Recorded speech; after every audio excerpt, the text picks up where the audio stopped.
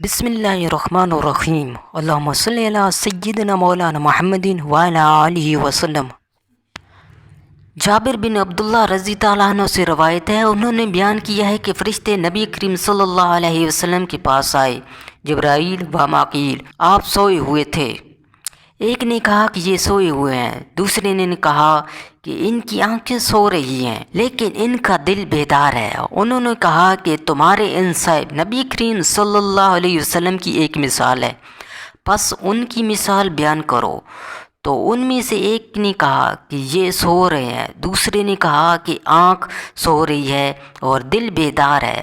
انہوں نے کہا کہ ان کی مثال اس شخص جیسی ہے جس نے ایک گھر بنایا اور وہاں کھانے کی دعوت کی اور بلوانے والے کو بھیجا، پس جس نے بلانے والے کی دعوت قبول کر لی وہ گھر میں داخل ہو گیا اور دسترخوان سے کھایا، اور جس نے بلانے والے کی دعوت قبول نہیں کی وہ گھر میں داخل نہیں ہوا اور دسترخوان سے نہیں کھایا۔ پھر انہوں نے کہا کہ اس کی ان کے لیے تفسیر کر دو تاکہ یہ سمجھ جائیں۔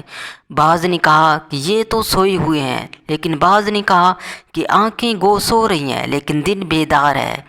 پھر انہوں نے کہا کہ گھر تو جنت ہے اور بلانے والے محمد صلی اللہ علیہ وسلم ہیں، پس جو ان کی اطاعت کرے گا وہ اللہ کی اطاعت کرے گا، اور جو ان کی نافرمانی کرے گا وہ اللہ کی نافرمانی کرے گا، اور محمد صلی اللہ علیہ وسلم اچھے اور برے لوگوں کے درمیانی فرق کرنے والے ہیں۔